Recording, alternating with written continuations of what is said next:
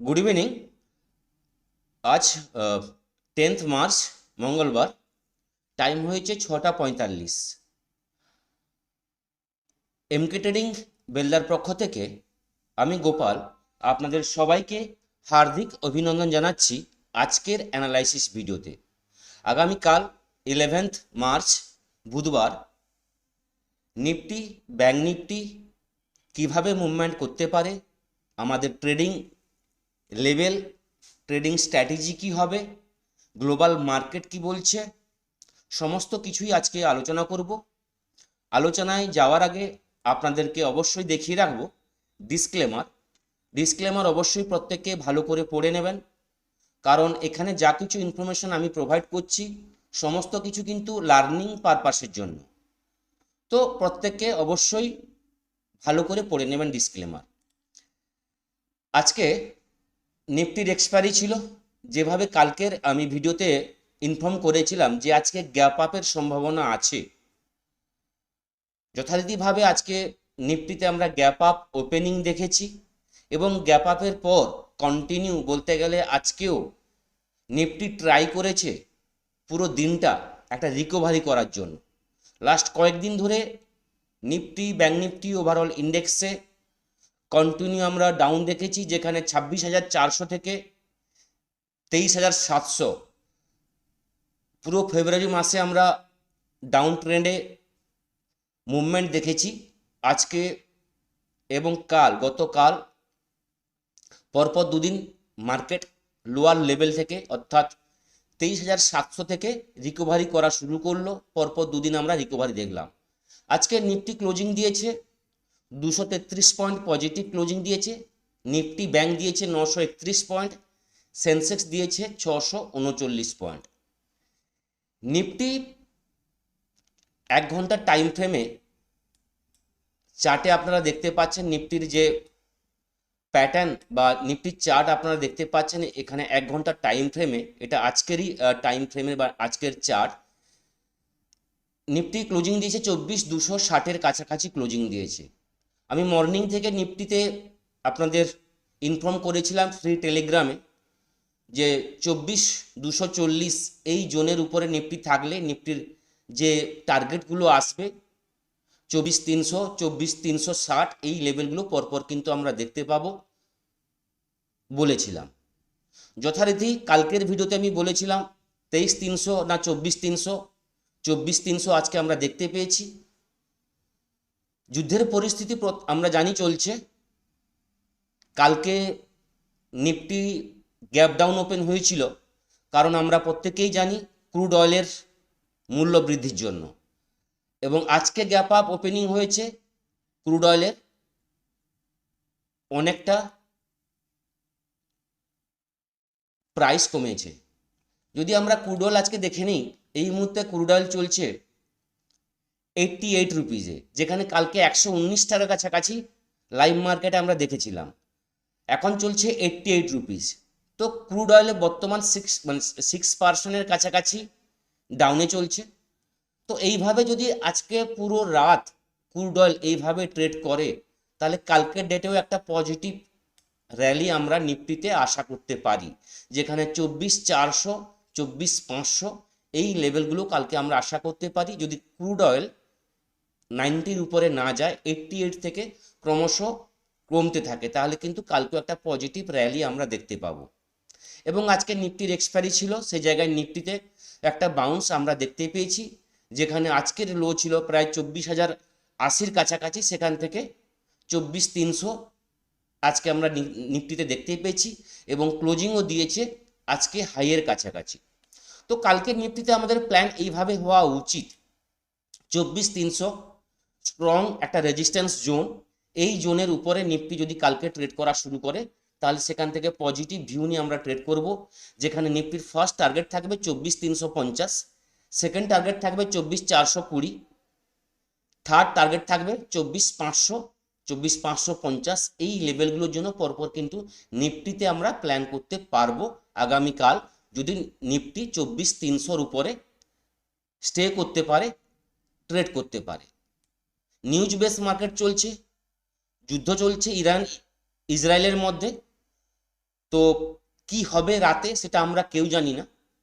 Probability, যদি crude অয়েলের rate কমতে থাকে, এক্সপেক্ট কালকে মার্কেটে আমরা পজিটিভ র্যালি কালকেও আমরা দেখতে পারি।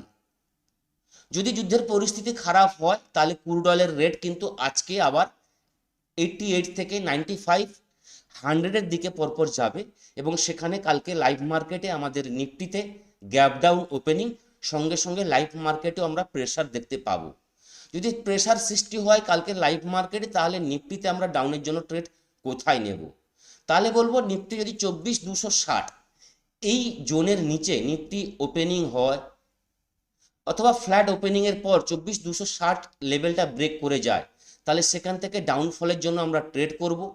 যেখানে নিফটির ফার্স্ট টার্গেট থাকবে 24,220, 24,220 লেভেলটা ব্রেক করে গেলে 24,160 এই জোন কিন্তু নিফটিতে আমরা দেখতে পাবো এবং 24,160 যদি ব্রেক করে যায় তাহলে বলবো আজকের যে লো 24,080 এই লেভেল কিন্তু আমাদের কাছে চলে আসবে এবং 24,080 যদি ব্রেক করে যায় তাহলে 24,040 এবং কি 24,000 যে লেভেল সেটাও কিন্তু আমরা পরপর দেখতে পাবো।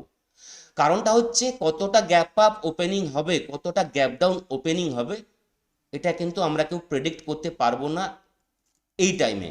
কারণ নিউজ বেস মার্কেট চলছে, global news, geopolitical issue, সে জায়গায় যুদ্ধ নিয়ে কিভাবে আজকে রাতে মার্কেট বা যুদ্ধ নিয়ে কী পরিস্থিতি হবে সেটা কিন্তু আগাম আমরা কেউ বলতে পারবো না। ফ্ল্যাট ওপেনিং হবে, কতটা গ্যাপ আপ ওপেনিং হবে, কতটা গ্যাপ ডাউন ওপেনিং হবে, সেটা কিন্তু কেউ আমরা এখন থেকে প্রেডিক্ট করা খুব মুশকিল। লাইভ মার্কেটে কিভাবে মুভমেন্ট হতে পারে এটা লাইভ মার্কেটেই আমরা কিন্তু ইনফর্ম করি ফ্রি টেলিগ্রামে। যারা ফ্রি টেলিগ্রামে জয়েন করেননি, ডেসক্রিপশন বক্সে লিঙ্ক দেওয়া থাকবে, সেখান থেকে আপনারা জয়েন করে নিতে পারেন। এবার যদি নিফটির চার্টে আর একটা জিনিস আপনাদের লক্ষ্য করাই, 1 ঘন্টা টাইম ফ্রেমে একটা ট্রায়াঙ্গেল প্যাটার্ন আমি ড্র করেছি, যেখানে লোয়ার যে পার্টগুলোকে বা ক্যান্ডেলের লোয়ার যে লাইনগুলোকে, শ্যাডোগুলোকে আমরা একটা ট্রেন্ড লাইন দিয়ে ড্র করেছি, উপরের যে হাইটাকে একটা ট্রেন্ড লাইন দিয়ে ড্র করেছি, এটাকে ট্রায়াঙ্গেল প্যাটার্ন বলা হয়। তো এই ট্রায়াঙ্গেল প্যাটার্নের বাইরে যখন নিফটি ট্রেড করা শুরু করবে সেই দিকেই মুভমেন্ট হবে। যদি উপর সাইড ব্রেক করে যায় তাহলে আপ সাইডের জন্য আমরা প্ল্যান করতে পারি মিনিমাম 24,400, 450 এই লেভেল আমরা কিন্তু দেখতে পাবো। এবং এই ট্রেন্ড লাইনের নিচে যদি নিফটি ট্রেড করা শুরু করে তাহলে আজকের লো কিন্তু নিফটিতে আমরা কিন্তু দেখতে পাবো। পরিষ্কার ভাষায় নিফটিতে আপনাদের এক্সপ্লেন করলাম। এবার যদি ব্যাংক নিফটির অ্যানালাইসিসে আসি তাহলে ব্যাংক নিফটি আজকে দেখতে পাবো একটা ভালো পজিটিভ র্যালি করেছে। ব্যাংক নিফটি যদি আমরা 4 ঘন্টা টাইম ফ্রেমের ক্যান্ডেল দেখি তাহলে দুটো ক্যান্ডেলই কিন্তু পরপর কিন্তু গ্রিন ক্যান্ডেলে ক্লোজিং দিয়েছে। 1 ঘন্টা টাইম ফ্রেমে যদি আমরা দেখি তাহলে ব্যাংক নিফটি 57,100 কাছাকাছি আজকে ব্যাংক নিফটি হাই তৈরি করেছিল। 57,000-এর উপরে লাস্ট টাইমেও কিন্তু ট্রেড করেছিল। এভারেজ ক্লোজিং 56,950-এ ব্যাংক নিফটি ক্লোজিং দিয়েছে। ওভারঅল আজকে ব্যাংক নিফটিতেও একটা বাউন্স আমরা দেখতে পেয়েছি, রিকভারি দেখতে পেয়েছি, যেখানে 56,400-র কাছ থেকে 57,000, প্রায় 600-700 point recovery bank Nifty live মার্কেটে করেছে। এটা কিন্তু ব্যাংক নিফটির ক্যান্ডেলে আমরা দেখতে পাচ্ছি।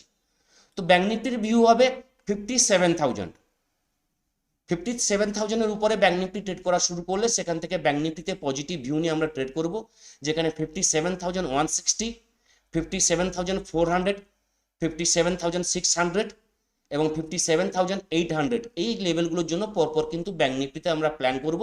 যদি 57,100-এর উপরে ব্যাংক নিফটি ট্রেড করা শুরু করে এবং সেখান থেকে কোনো খারাপ নিউজ না আসে, মার্কেট পজিটিভ ট্রেড করা শুরু করে, তাহলে কিন্তু স্টেপ বাই স্টেপ এইভাবে কিন্তু আমাদের প্ল্যান করতে হবে।